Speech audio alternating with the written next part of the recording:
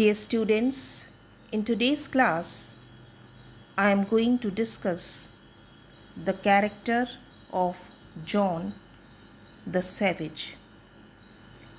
He is the central character in Brave New World. Although he does not belong to the New World, but he is the most important figure in the novel because it is he who brings about dramatic conflict in the story and whose actions constitute the core of the novel. He acts as a bridge between the two cultures, and having known both ways of life, he is able to compare them and comment on them. And we know much more about Savage than about any other character because he is a living human being like us. Unlike the bottle babies of the New World, he has his childhood and the formative influences and impressions of childhood which mold his character. He possesses independence, flexibility, passions, and opinions. He has all the charm of primitive manhood about him, and from the time that he enters the novel, he becomes the focus point of the novel. Savage or John, he may be called the perceptive hero of the novel. Perceptive means he has the ability to notice and understand things quickly, or we can say a man with keen insight. So he may be called the perceptive hero because his progress towards self knowledge and the knowledge of the world about him is the theme of this novel, Brave New World. He is the center and fountain spring of ideas, which make this novel a novel of ideas. Some critics point out that it is improbable that a man coming from a savage reservation should be so much well versed in Shakespeare and should understand the New World so thoroughly. Regarding this, Huxley himself writes in his 1946 edition preface, he says, for the sake, however, of dramatic effect, the savage is often permitted to speak more rationally than his upbringing among the practitioners of a religion that is half fertility cult and half penitent ferocity would actually warrant. Give him permission. Warrant means gives him permission. Even his acquaintance with Shakespeare would not in reality justify such utterances. Nevertheless, it is the progress of the savage that we watch with absorbed interest. We can say he is a typical character endowed with strange qualities that distinguish him from other characters in the novel. He quotes Shakespeare. He actually loves his mother. He is a romantic and believes in God also. So these things separates him from other characters in this novel because he is a living human being like us, and we can also say or conclude that he is the perceptive hero, a man with perception or say with keen insight. Then his self knowledge is another important thing. Savage or say John's self knowledge begins early in his childhood when consciousness dawns in his mind.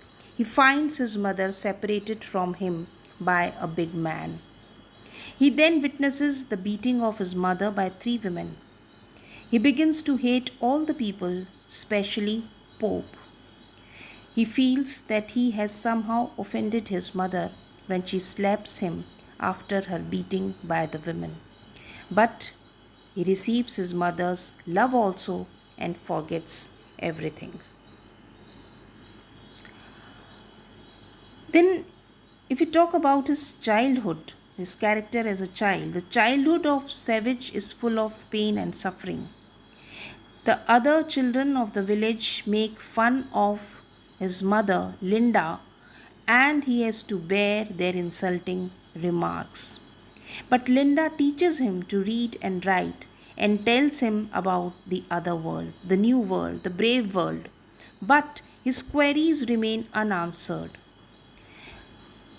Betwixt the stories of the New World and the stories of Pukong and Jesus, he grows up to be a sensitive and emotional boy. So his beliefs and values are a curious mixture of Christian and heathen, of Jesus and Pukong. But most important, he has a strict moral code.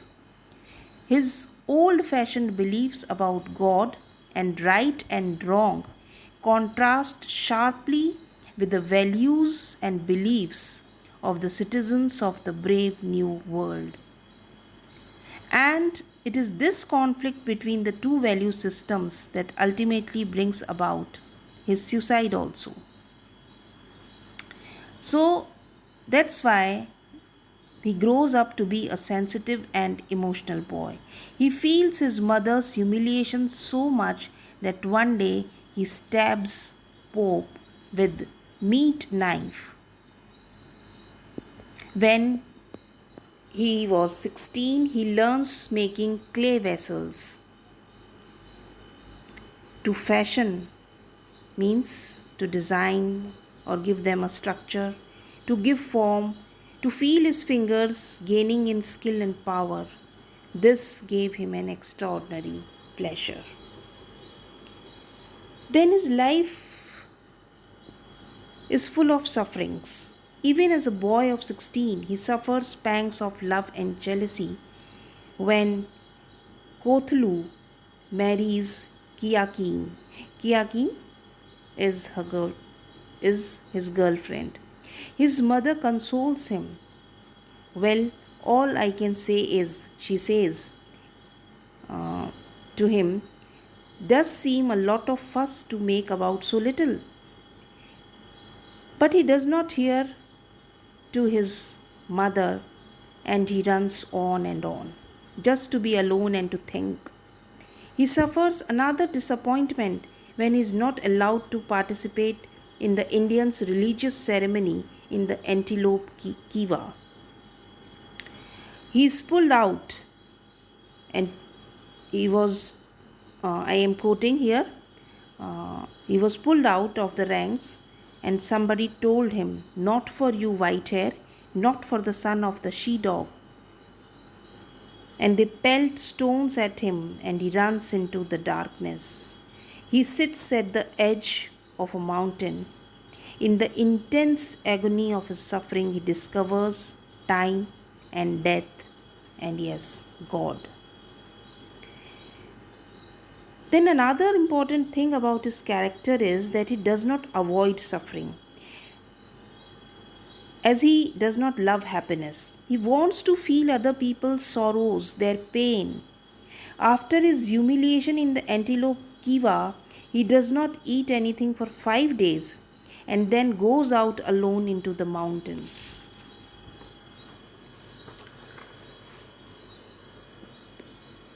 There he faints and falls down on his face and gets a cut on his right temple. So, this way he inflicts physical sufferings on himself, which people in the new world cannot do. Later, when he becomes disappointed in love and civilization and retires to the lonely tower, he inflicts severe whipping upon his body as an expiation for his sin of betraying his mother's memory. Another important incident in his life is his disappointment in love, which reveals another aspect of his character. John very soon becomes disappointed in love. He's shocked to find that the woman he loves is, according to him, is a whore. All his Shakespearean dreams fall to pieces. He had imagined himself like Romeo or, say, Ferdinand, ready to sacrifice his life for Lenina. But she does not understand these noble ideals. She is so conditioned that she cannot tolerate any delay in the fulfillment of her sexual passion. Savage is romantic like Othello, and his disappointment is equally great, though it is for a different reason. Shakespeare's Othello labored under a misunderstanding. John has seen Lenina's shameless conduct himself. Then again, he was another setback for him um, is his disappointment in civilization. He does not express any wonder at the achievement of the new world.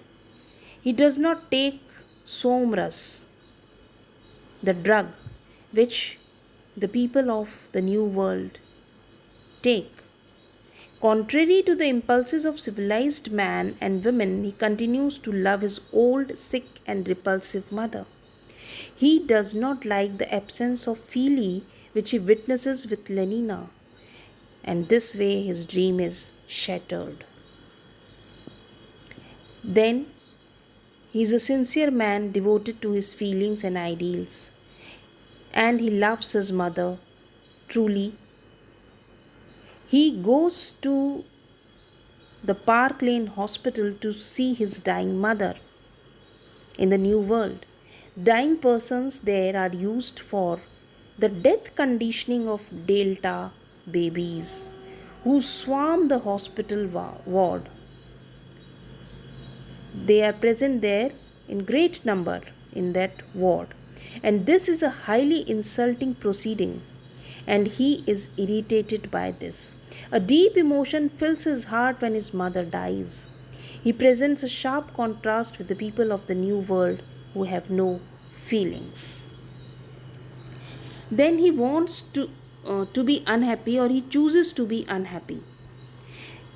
In his discussion with Mustafa Mond, he understands how everything has been sacrificed for happiness in this new world.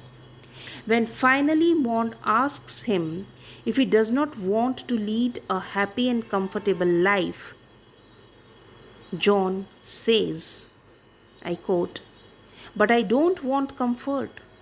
I want God. I want poetry. I want real danger. I want freedom. I want goodness. I want sin." Mond reminds him that with the right to be unhappy goes the right to grow old and ugly and impotent, the right to have syphilis and cancer, the right to have too little to eat, the right to live in constant apprehension of what may happen tomorrow, the right to be tortured by unspeakable pains of every kind. But the savage replies, I claim them all. He is ready to accept all these things, but he is not ready to compromise in the new world with the system of this new world. Their way of life is not ready to accept. John the Savage is a highly poetical character also. He loves Shakespeare very much. He has read him so well that on all significant occasions of life, he gives most apt quotations. For example, for the first time, when the book opens at random and the words roll through his mind as he thinks of his mother's connections with Pope, when the idea of killing Pope enters his mind, he repeats Hamlet's words. I quote, when he is drunk, asleep, or in his rage, or in the incestuous pleasure of his bed. And when the station master of Charingti Tower boasts of the high speed of the Bombay Green rocket, Savage murmurs, Ariel could put a girdle round the earth in 40 minutes. So John's romantic imagination seems has been nurtured on Shakespeare, and Shakespeare's lines always come to his life when he thinks of Lenina. At many points in the novel, he quotes Shakespeare, and this thing reflects his love for Shakespeare as well as his poetical character. John Savage presents a pleasant picture of life's possibilities in the gloom and depression mirrored in the new world. He introduces romantic element in the dull and mechanical life of the new world. Above all, we can say he is a dynamic person on himself and a triumph of Huxley's art of characterization. In a way, he is a representative of the old world. With his dislike for the new world, the savage seems to prefer the old world from where he has been brought here. Huxley seems to have introduced him for a satirical purpose also. Discarding the traditions of the new world, he reads Romeo and Juliet and feels romantically inclined towards Lenina. So, this way, his character fulfills the purpose of satire also, and he is the most important figure in the novel Brave New World. That's all for today. Thank you.